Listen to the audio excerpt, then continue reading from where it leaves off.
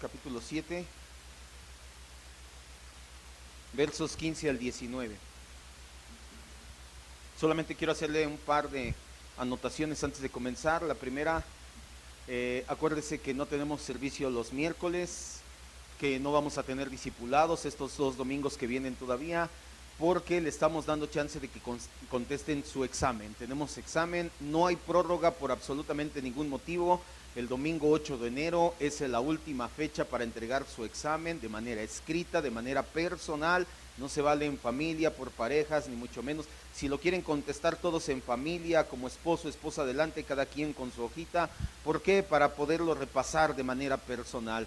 Lo segundo que le quiero decir, la segunda anotación, le doy muchas gracias a Dios porque esté aquí, porque estemos aquí el día de hoy. Pero tenga mucho cuidado con la autosatisfacción. Es muy peligroso, es el paso anterior al legalismo. ¿Qué es la autosatisfacción? El pensar, mira, no vino Pedro, no vino Juan, no vino tal, pero yo sí estoy aquí, qué bueno soy. Tenga mucho cuidado, si estamos aquí es porque Dios es bueno, es porque Dios puso el querer como el hacer en nuestro corazón. Tú y yo no somos mejores que los que faltaron, simplemente Dios derramó gracia sobre gracia para que estemos aquí. Por eso tenga mucho cuidado. Yo ya estuve en ese lugar, yo ya llegué a ir a la iglesia en un día donde nadie iba o donde éramos pocos, y me llegué a sentir con una autosatisfacción hasta el cielo, donde decía, ¿a poco no, Dios? Qué suerte tienes de tenerme aquí. No, obviamente, y esto ya se lo enseñé, es el camino del legalismo. Vimos todo un discipulado acerca de él, ya después lo volveremos a tomar, el caminar bajo su gracia. Fue la antesala para ver mi miseria, para ver que yo no soy nadie. Dios me llevó al final de mis fuerzas, de mi autosuficiencia, hasta que no pude voltear a otro lado más que para arriba y decirle, Señor, eres tú, se trata de ti y siempre de ti. Se lo estoy diciendo porque no quiero que pase ese camino difícil. ¿Quiere pasar el camino difícil? Después no diga que no se lo advertí. Hebreos 7 del 15 al 19. Hebreos 7 del 15 al 19. Dice la Biblia así: y esto es aún más manifiesto, si a semejanza de Melquisedec se levanta un sacerdote distinto, no constituido conforme a la ley del mandamiento acerca de la descendencia, sino según el poder de una vida indestructible. Pues se da testimonio de él, tú eres sacerdote para siempre según el orden de Melquisedec. Queda pues abrogado el mandamiento anterior a causa de su debilidad e ineficacia, pues nada perfeccionó la ley, y de la introducción de una mejor esperanza por la cual nos acercamos a Dios. Vamos a orar. Vamos a decirle gracias, Dios, por la oportunidad que nos das una vez más de escudriñar, de entender, de escuchar tu palabra, mi Dios. Te pedimos, Espíritu Santo, que así como la inspiraste, la ilumines ahora en nuestra mente y corazón, que la lleves a buen término, que demos fruto apacible de justicia, que se note al 30, al 60, al 100 por uno, por citar las parábolas de Jesús, que se note que vamos creciendo, madurando poco a poco, paso a paso, pero que se note, mi Dios, es nuestra oración, que salgamos de aquí no pensando qué buena o qué mala enseñanza, sino, Dios, ¿cómo puedo aplicar? O llévame a aplicar, o hace en mí lo que estoy aprendiendo para reflejar a Cristo. Que esa siempre sea nuestra oración en este lugar, mi Dios, y que esa siempre sea nuestro deseo de aquel lado. Todo esto te lo rogamos en el nombre de Jesús, Señor y Dios nuestro, decimos amén, Dios. Estamos en el capítulo 7. Hasta ahorita nuestro escritor nos ha demostrado que hay un cambio de sacerdocio. Ya no es el sacerdocio del Antiguo Testamento, donde Aarón de la tribu de Leví era el sumo sacerdote y sus descendientes eran los que se convertían en sacerdotes con el tiempo. Pero como hubo un cambio de sacerdocio, nos dice nuestro escritor que fue necesario un cambio de ley. Sin embargo, y la semana pasada lo aclaramos, no está hablando de la ley moral de Dios. La ley moral de Dios es eterna. Los 10 mandamientos, para que acabemos pronto, son eternos. ¿Por qué? Porque son el reflejo codificado del carácter justo, perfecto y santo de Dios. Y la Biblia dice que Dios es el mismo ayer, hoy y por los siglos. Dios no va a cambiar, su carácter siempre ha sido perfecto, justo, santo, y los 10 mandamientos nos muestran el carácter de Dios, así que nunca van a cambiar, nunca van a pasar de moda. La ley a la que se refiere es sobre todo a la ley ceremonial, Lo entendemos porque estaba hablando de los sacerdotes,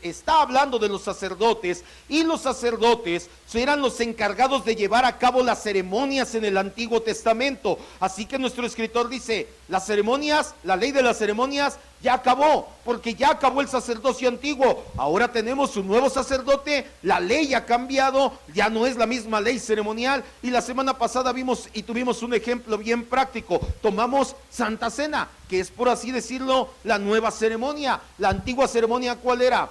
La Pascua. Los hebreos tomaban Pascua, pero hubo un cambio de ley ceremonial. Por eso es que nosotros, y le vuelvo a decir, hermano, diga gracias Dios, los varones ya no nos circuncidamos.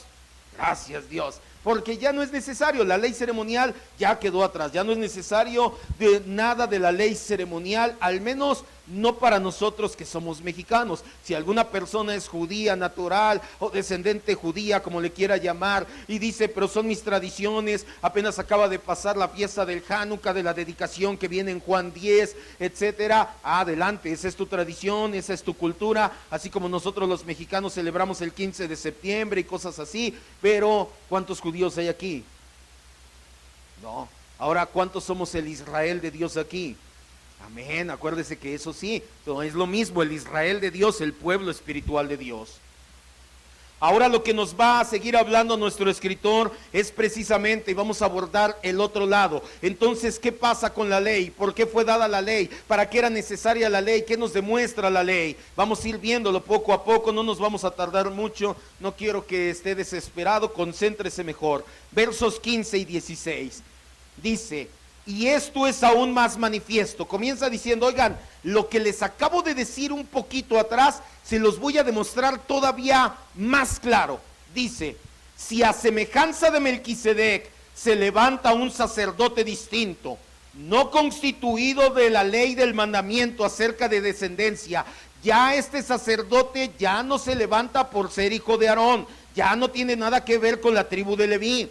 ¿Saben cómo es este nuevo sacerdote? Según el poder de una vida indestructible. Primero tienes que entender algo antes de que entendamos bien nuestro tema. Nosotros hoy en día, 20 siglos después prácticamente de que se escribió el libro de Hebreos, y en una cultura completamente diferente, somos casi incapaces de imaginarnos por completo el tumulto, la desorientación, la controversia que tuvo que haber reinado cuando los judíos y cristianos se dieron cuenta que el sacerdocio de Leví estaba caducando. ¿Qué es lo que pasó? El escritor de Hebreos les dice, oigan, ¿ven el sacerdocio? ¿Ven esos que están en el templo? Ya está caducando, ya eso ya no es lo que va a ser. Eso solamente apuntaba a Jesucristo, pero eso está caducando. En la mente de los primeros cristianos que venían del judaísmo, chocó, y chocó fuertemente. Fue que llegaran y te quitaran tus costumbres, te quitaran tu cultura, te quitaran, ¿se acuerdan? Le enseñé la semana pasada, la ley, el templo, el sacerdocio estaba metido en el corazón de la religiosidad judía, y se los arrancaron y dicen, ¿cómo? El sacerdocio ya no va a ser, pero yo todavía los veo ahí. Por eso es que le decía, si esta epístola se hubiera escrito después del año 70, nuestro escritor no hubiera dicho, ahorita lo vamos a ver en el capítulo 5, él antes de entrar a este tema dice, aún me quedan muchas cosas por escribir, pero difíciles de entender. ¿Por qué difíciles? Si el templo ya hubiera caído, les hubiera dicho, ¿saben? ¿Ven cómo cayó el templo y el sacerdocio? Es por esto, por el sacerdocio de Melquisedec. Ya, tan fácil hubiera sido, pero el sacerdocio seguía de pie. Por eso es que les dice, es difícil de entender, cuidado, no se me vayan a atragantar. Después de la ascensión de Jesús al cielo, los cristianos continuaban asistiendo a los servicios de oración y continuaban festejando las fiestas en el templo de Jerusalén. Esto lo vimos cuando estudiamos el libro de Hechos. En su momento se lo dije, los primeros cristianos todavía no entendían que se iban a separar, que se iban a distinguir definitivamente del judaísmo. Es más, leemos en Hechos 3 que Pedro y Juan iban al templo, ¿a qué? A orar. Porque ellos no dijeron, Oh no, el templo ya no, ahora vamos a hacer reunión de oración aquí en un aposento en nuestra casa, porque ellos todavía no terminaban de entender que iba a haber una ruptura. Ellos decían, es la hora novena, son las 3 de la tarde, es la hora de la oración, vamos al templo, vamos a orar. ¿Y qué pasó ahí en el templo, en la puerta de la Hermosa? ¿Alguien ha leído Hechos 13, se acuerda? ¿A quién? No tengo plata, no tengo oro, y lo levanta de manera milagrosa. También vemos en Hechos 20 y en Hechos 21, cuando Pablo llega a Jerusalén y es arrestado. ¿Dónde lo arrestaron? En el templo. ¿Por qué? Porque él decía, voy a ir a entregar mis votos, me voy a rapar, voy a pagar el corte de cabello y los votos de estos 3 jóvenes. Y, o sea, para los primeros cristianos todavía no estaba bien definido que íbamos a ir por caminos diferentes. No entendían que éramos, por así decirlo, y por eso Pablo después cuando escribe Romanos lo entiende, Jacob y Esaú. Jacob era el menor, que es el cristianismo, y se hizo más grande que el mayor, Esaú, el judaísmo. ¿Por qué te digo todo esto? Porque todavía no había llegado el fin de esa era. Esto lo vimos en escatología. Mateo 24 no habla del fin del mundo. Mateo 24 habla del fin de la era judía. Los judíos ya no son el pueblo exclusivo de Dios. Si ellos quieren ser el pueblo de Dios, tienen que hacer algo. ¿Y qué es? Creer en Cristo. Al igual que tú, al igual que yo, nosotros somos el pueblo de Dios por creer en Cristo, no por nacer en una nación en específico. Todavía no había llegado el fin de esa era, así que Jesús, por medio de su muerte en la cruz, había cumplido la ley, se había convertido en el gran sumo sacerdote, pero no según el orden de Aarón. Él se convirtió en sacerdote según el orden de Melquisedec, y esto es lo que empezaba a chocar con los primeros cristianos. Es más, vamos a leer ahí en el 5:11, Hebreos 5:11. Si lees un poquito atrás, ya está hablando desde Hebreos 4:14 al 5:10, ya habla del sacerdocio de Melquisedec, pero lo deja un ratito aparte, y te acuerdas que lo vimos, y se metió a cosas más de la vida cristiana, y antes de eso dice, acerca de esto, ¿de qué?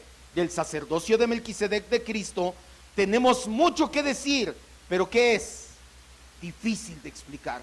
¿Por qué se vuelve difícil de explicar? Porque el sacerdocio seguía de pie y los primeros cristianos que venían de extracción judía decían, espérame, y luego la carta, ¿a quién se le escribió? La carta de los hebreos está escrita a judíos cristianos. Si fuera Pablo escribiéndole a los efesios decían, no tenemos ningún problema. De hecho, Pablo lo hace en Efesios 2, les dice, oigan, la pared intermedia que separaba judíos y cristianos, ya Cristo la tiró. Cuando se abrió su carne, el velo fue roto, ya podemos los dos ser un solo pueblo. Y los efesios dijeron, excelente, gracias, ahora entiendo. Los hebreos, ¿qué estaba pasando con ellos? Perdón, ¿cómo ya el sacerdocio? Y por eso es que el escritor se lo está llevando una y otra vez, y por eso es que vemos repetida la frase del Salmo 110:4, tú eres sacerdote para siempre según el orden de Melquisedec. Nuestro escritor va y toma una promesa y la mete una y otra vez para que se den cuenta de qué es lo que está pasando. El primer sacerdocio nunca fue suficiente, hubo necesidad de cambiar de sacerdocio. Esto no se me ocurrió a mí, dice el escritor, ni siquiera se le ocurrió a Cristo. Esto ya estaba planeado por el Padre, y por eso David escribió de ello. ¿Qué es lo que nos está diciendo nuestro escritor aquí entonces? Que hay varias implicaciones de la muerte de Cristo en la cruz del Calvario. Por medio de su sacrificio fue hecho una vez y para siempre. ¿Cuántas veces se hacía sacrificio en el pueblo judío? Para expiación de pecados era en octubre, una vez al año. ¿Y qué dice el escritor de Hebreos? El sacrificio de Cristo, ¿cuántas veces es? Una. Es lo que está mostrando. Jesús había cumplido también las demandas de la ley, había terminado la necesidad de sacrificios, y el sacerdocio levítico entonces ahora quedaba completamente obsoleto. El hecho de que los contemporáneos de nuestro escritor estaban condicionados a pensar acerca del sacerdocio solamente en términos del orden de Leví, hacía que su énfasis en el sacerdocio de Cristo fuera difícil de explicar. Ellos escuchaban la palabra sacerdote y de inmediato decían, Leví, Leví, Leví. Por eso es que nuestro escritor está tomando tanto tiempo en el tema. Versículo 17.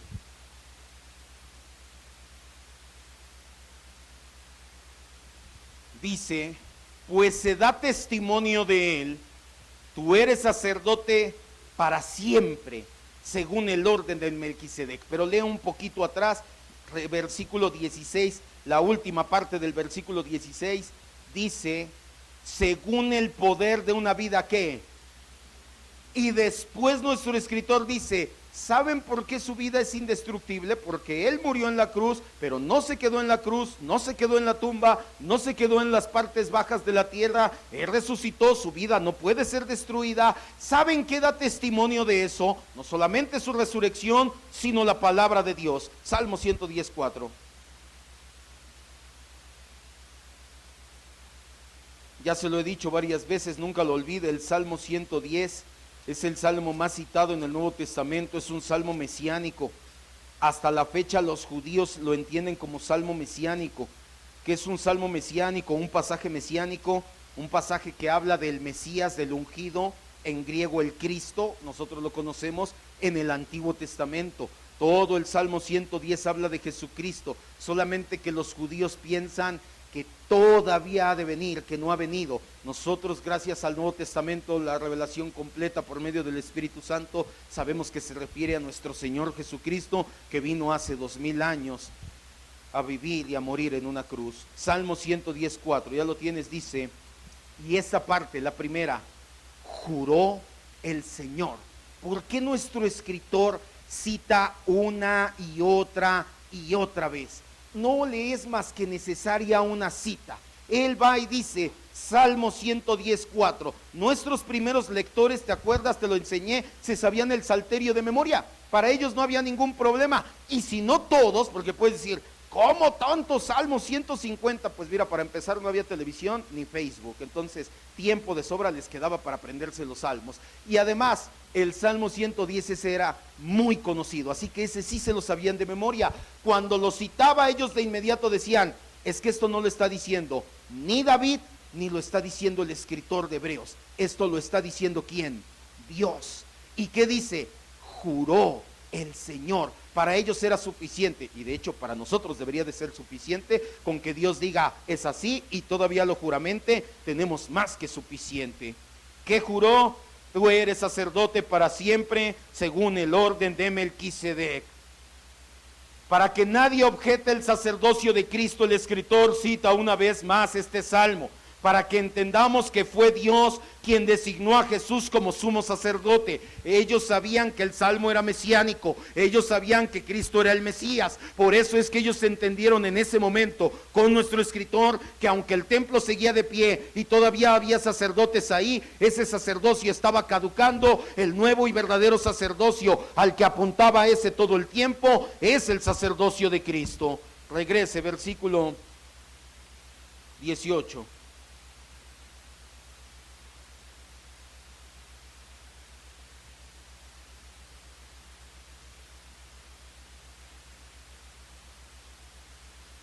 Queda pues abrogado el mandamiento anterior a causa de su debilidad e ineficacia. Nuestro escritor lo que está haciendo es reafirmando lo que dijo en el versículo 12. Vamos a leer el versículo 12, ahí, Hebreos 7:12, lo vimos la semana pasada. Porque cambiado el sacerdocio es necesario que haya también un cambio de ley. Con el cambio de sacerdocio, lo vimos, fue necesario un cambio de ley. El mandamiento, ojo, una vez cambiado el mandamiento, no los mandamientos, él no está hablando en plural, en el griego original también está escrito en singular, así que no se refiere a todos los mandamientos de la ley de Dios, se refiere a un mandamiento en específico, al mandamiento de que de la tribu de Leví tenían que venir los sacerdotes. Él dice, esa ley de que de la tribu de Leví tenían que venir los sacerdotes, ya no. Ya el representante entre los hombres y Dios ya no debe de ser de esa tribu, ya no es necesario, queda abrogado ese mandamiento. ¿Por qué? Porque con Jesucristo basta y sobra. 1 Timoteo 2:5.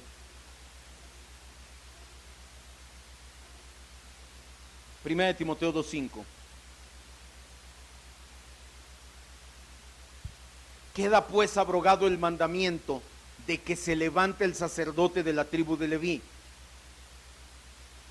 ¿Por qué? Porque es débil e ineficaz, y esto lo explicamos la semana pasada. Además, ya no es necesario. ¿Por qué? Porque Dios tiene protocolos. Tampoco está diciendo, se acabaron los protocolos de Dios, cada quien puede llegar como le dé la gana, y no. Él está diciendo, tenemos un nuevo sumo sacerdote. Ese sumo sacerdote es nuestro Señor Jesucristo. Con Él basta y sobra. Y seguimos teniendo un representante para con los hombres, que vaya y se presente delante de nosotros a Dios. ¿Y quién es ese representante? Cristo. Sus implicaciones te las enseñé hace un par de semanas. El hecho de que Jesucristo sea el sumo sacerdote a nosotros nos convierte en sacerdotes. Por eso es que no es necesario ya que haya intervención de ningún hombre para que tú puedas estar con Dios. Dice el escritor de Hebreos en Hebreos 4, y lo vimos: acércate confiadamente al trono de la gracia. ¿Por qué puedes tener la confianza de acercarte? Porque Cristo cumple todos los protocolos. Él se presenta y dice, aquí está mi sangre, Padre, que cubre a Olaf. Él puede estar delante de ti, y no solamente a mí, a cualquiera que creamos en su nombre. Primera de Timoteo 2:5 dice, estoy en segunda, permítame, por razón no se parece. Porque hay un solo Dios y un solo ¿qué? Pero ¿cuántos dice? Uno solo, no hay varios. ¿Cuántos mediadores? Solo uno. ¿Entre quién? ¿Y quién es? Jesucristo. No necesitamos más mediadores. Este no es el tema, ya no vamos a abordarlo porque lo vimos hace un par de semanas. Nuestro escritor explica nuevamente el motivo de que ya no es necesario.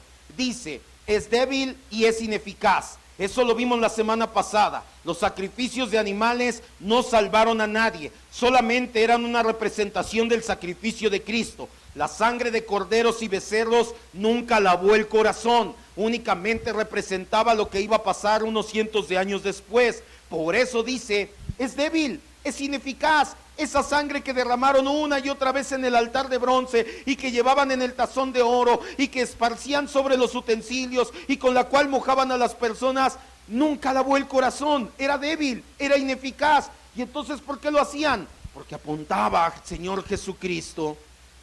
El creyente ya no necesita acercarse a Dios por medio de servicios de un sacerdote mortal. Ahora podemos ir directamente a Jesucristo, porque Él es el mediador que nos da acceso directo. Versículo 19, regrese, Hebreos 7:19. Ya casi terminamos. Le dije que las palabras estos días los iba a hacer cortas. Antes de la 1 de la tarde nos vamos a estar viendo, igual la próxima semana. El propósito es no dejar de lado el cuarto mandamiento. ¿Qué dice el cuarto mandamiento?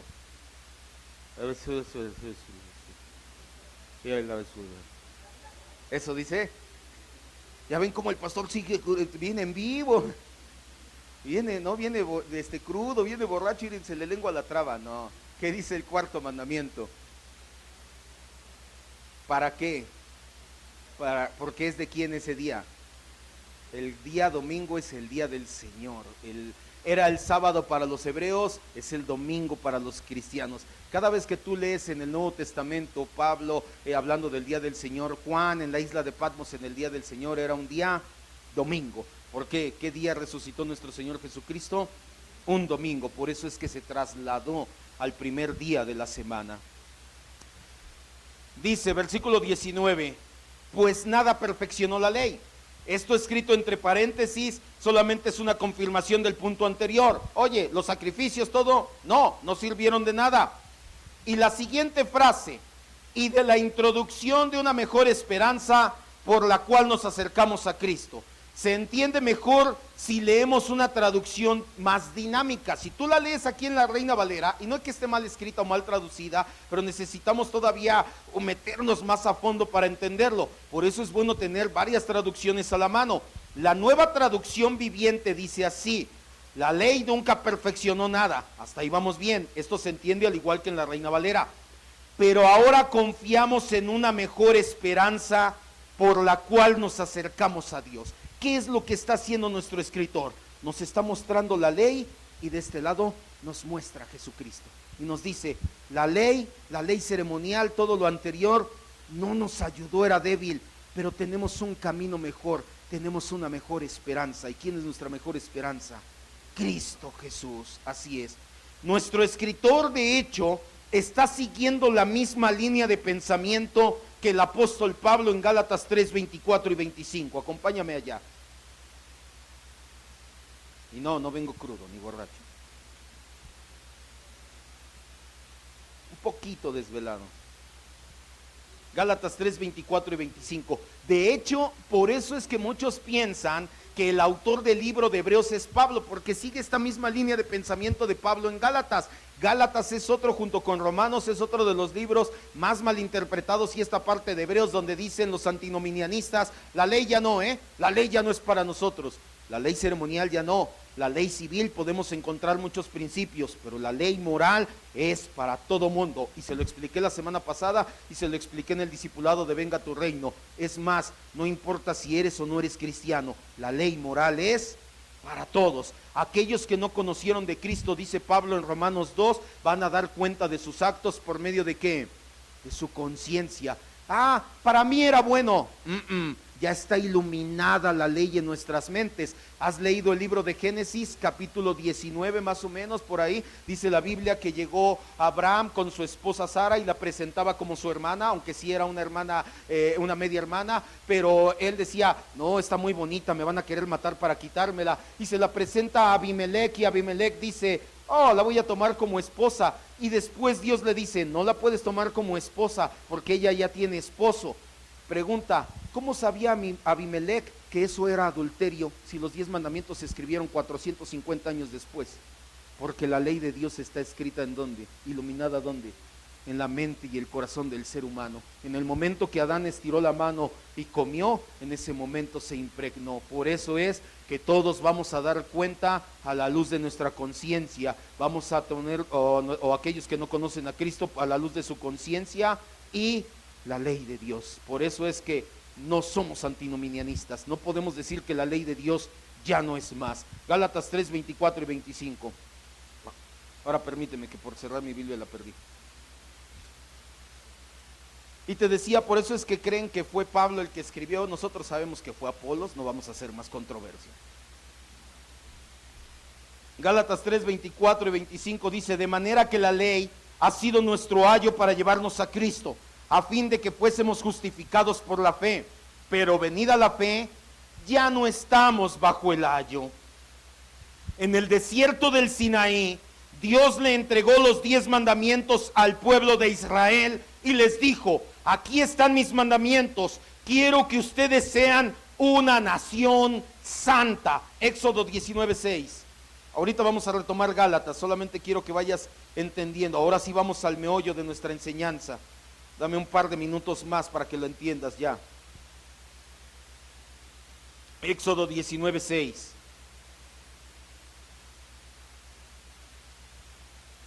El escritor de Hebreos entonces nos muestra la ley y después nos muestra a Cristo y dice, oigan, la ley fue imperfecta, nadie se salva por medio de la ley, y después nos dice, pero hay una mejor esperanza, tenemos la esperanza de Jesucristo.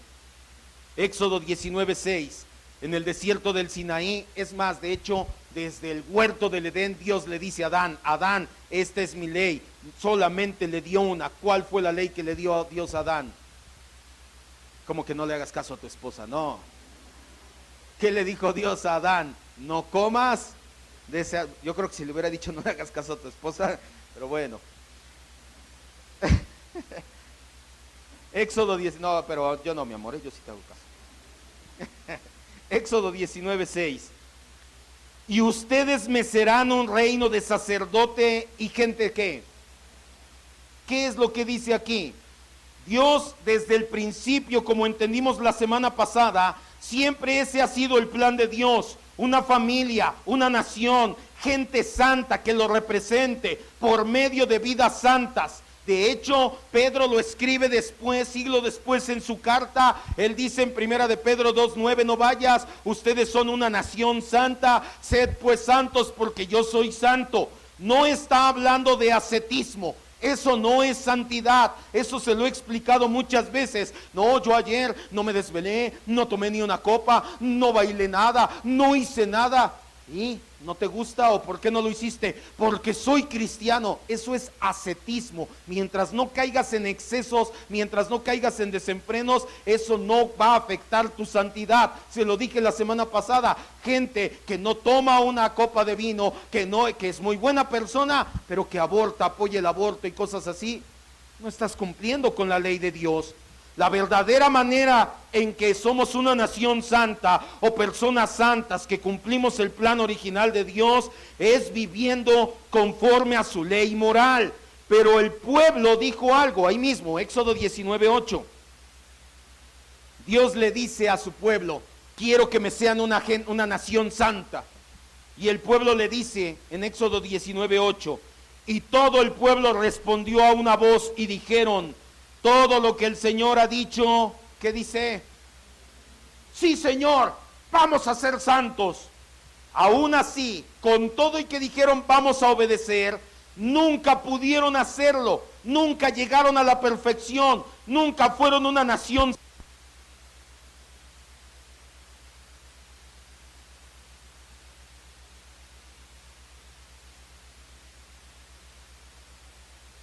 quejaban una y otra vez: ay, en Egipto había comida, ay, en Egipto había agua, ay, en Egipto pasaba esto. Nunca fueron la nación santa que prometieron que iban a ser.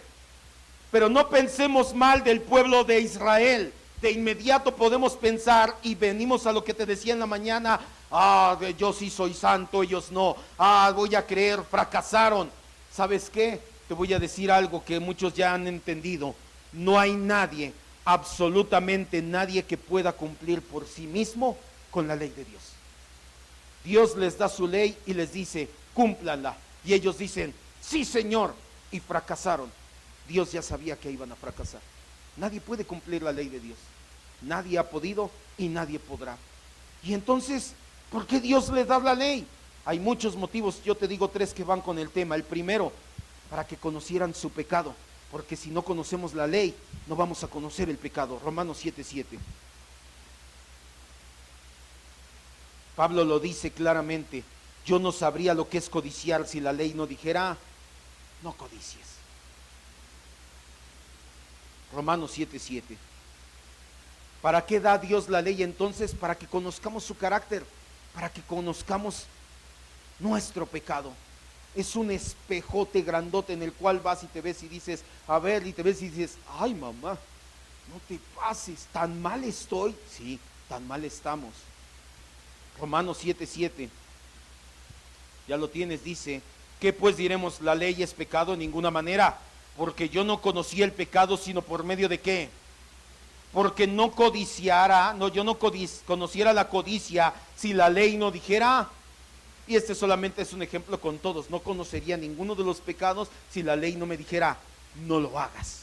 Segundo motivo, para mostrar nuestra incapacidad. Primero te muestra el espejo y te dice: mira lo mal que estás. Y después que te ves mal dices: ya sé, me voy a arreglar, voy a hacer cosas para verme bien. Y te ves y dices: quedé peor. Y te vuelves a ver y dices: sigo peor. Y cada vez quedas más mal y más mal y más mal. Lo único que te muestra es lo que te decía con el pueblo de Israel: nuestra incapacidad de cumplir la ley. Ahí mismo, Romanos 7:19-23. Porque no hago el bien que quiero, sino el mal que no quiero, eso hago. Y si hago lo que no quiero, ya no lo hago yo, sino el pecado que tengo en mi cuerpo.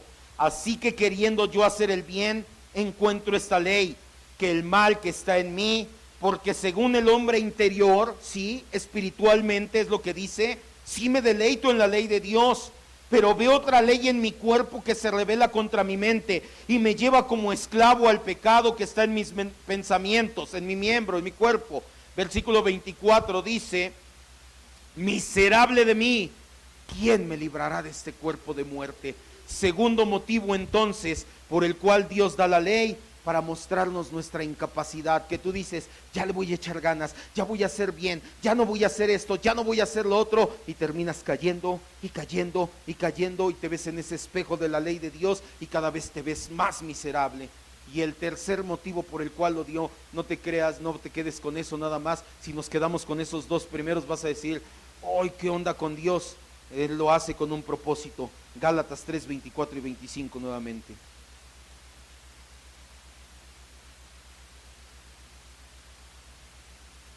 Gálatas 3:24-25. Dice: de manera que la ley ha sido nuestro ayo para llevarnos a Cristo, a fin de que fuéramos justificados por la fe, pero venido la fe, ya no estamos bajo el ayo. ¿Qué es un ayo? El ayo en el griego paidagogos es un guía, un guardián de niños. En la cultura helénica te lo he explicado muchas veces. Los helénicos, ¿quiénes son los helénicos? Aquellos que tuvieron influencia directa de los griegos. Los griegos tenían un esclavo muy específico, los romanos también en la época de Pablo. Había un esclavo que lavaba los pies, un esclavo que salía y hacía las camas, lo que tú quieras. Pero había un esclavo en específico para tomar a los niños de la casa y decirles, vengan, los voy a llevar con su maestro. Y una vez que llegaban con el maestro les decía, aprendan ahí, yo no les voy a enseñar nada, yo solamente me encargo de tomarlos de la mano y traerlos con el maestro. Eso hace la ley. Cuando tú te ves en ese espejote y dices, oh, Dios exige mucho, y después te ves y dices, estoy tronado delante de Dios, en ese momento la ley te toma y te dice, tú no vas a poder nunca, ven a Cristo. Por eso te decía que era el pensamiento de Hebreos, de nuestro escritor de Hebreos, dice, les voy a mostrar una mejor esperanza. Ven a Cristo, ríndete ante Él, y Cristo en ti te va a hacer cumplir las exigencias de la ley. De eso se trata el cristianismo. Ponte sobre tus pies.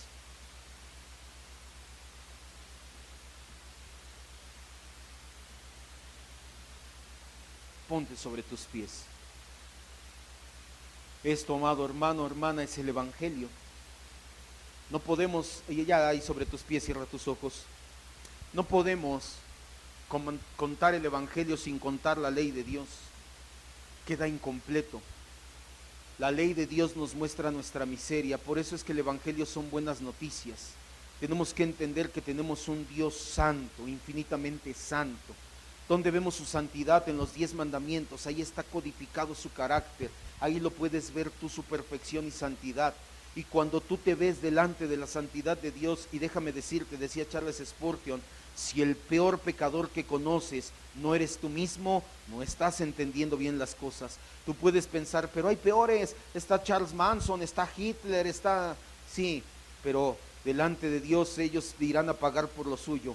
Yo delante de Dios, al que conozco en primera persona, Pablo decía de los pecadores, soy el primero. Si el peor pecador que conoces no eres tú mismo, no estás entendiendo el Evangelio, no estás entendiendo la ley de Dios, no estás entendiendo tu necesidad tan grande, no te estás viendo en el espejo, lo ves de reojo o no ves realmente lo que hay en ese espejo que te estoy diciendo, metafóricamente hablando, vaya. No estás entendiendo la santidad de Dios, no estás entendiendo su carácter, no estás entendiendo su ley, no estás entendiendo la gravedad de tu pecado. Por eso es que el escritor de Hebreos, por eso es que el apóstol Pablo nos dice, les voy a mostrar un camino mejor, tenemos una mejor esperanza, y esa esperanza es Jesucristo. Una vez que entendemos las malas noticias de nuestro pecado delante de Dios, que es infinitamente santo, urgen buenas noticias, y esa es la palabra evangelio. Y una vez que vas a Cristo y le dices, Señor, yo no puedo, soy pecador, soy lo peor delante de Dios, ayúdame. En ese momento el Señor Jesucristo te limpia con su sangre, y ahora cuando te ves al espejo, ahora empiezas a ver a Cristo en ti. No te vas a ver tú mejorado. El Señor no nos da una manita de gato. El Señor nos hace nacer de nuevo para reflejar a Cristo. Él no va a componer tu vida, Él te va a hacer nacer de nuevo, y un corazón que ahora va a buscar agradar a Dios por sobre todas las cosas, es lo que va a poner en ti. Esto teológicamente hablando se le conoce como justificación. Le damos nuestro pecado, nos da su justicia, glorioso intercambio. Eso es el Evangelio. Cierre sus ojos, vamos a orar para terminar ya. Vamos a terminar el año agradeciendo. La siguiente semana es el primer servicio del año. No deje de venir, vamos a orar para empezar el año bien, no como un amuleto, simplemente como un acto de reconocimiento de que estamos en las manos de Dios. El día de hoy es el último servicio del año y lo vamos a terminar, qué mejor que agradeciendo por el Evangelio, qué mejor que agradeciendo por el sacrificio de Cristo en la cruz del Calvario, qué mejor que agradeciendo que a pesar de que somos viles, pecadores, de que como el apóstol Pablo somos de lo peor, queremos comportarnos de una forma y terminamos comportándonos de otra, aún así, Señor, tú eres bueno y en tu gracia nos sostienes, papá. Te rogamos, mi Dios, que ya que nos has hecho nacer de nuevo, nos lleves a ser cada día más como Jesucristo. Te rogamos, mi Dios, por aquellos que todavía no se ven como el peor de los pecadores, como aquellos que piensan que no son tan malos, que sean abiertos sus ojos y como el apóstol Pedro caigan de rodillas y te digan: aléjate de mí, que soy hombre pecador. Que entendamos que de los pecadores somos los primeros, que somos urgidos de buenas noticias, urgidos de tu gracia, mi Dios. Que si algo necesitamos en esta vida, en este mundo, no es dinero, no es salud, no es otra cosa, lo cual no despreciamos y tú tienes cuidado de nosotros en ello, pero si algo necesitamos con urgencia es reconocer nuestro pecado y reconocer que tu gracia es lo único que nos lo va a quitar, que tu sacrificio es lo único suficiente. Necesitamos arrepentirnos, en otras palabras. Gracias, mi Dios, por ese sacrificio. Gracias por Jesucristo. Gracias, decíamos y cantábamos en la mañana, por ese amor incondicional que has dado en la cruz. Qué mejor, mi Dios, que terminar el año escuchando el glorioso evangelio, el glorioso intercambio por medio de tu palabra. Gracias, maravilloso Dios. En el nombre de Jesús, Señor y Dios nuestro, decimos siempre amén, Dios. ¿Por qué no le da un aplauso a Cristo y le dice: gracias, Dios?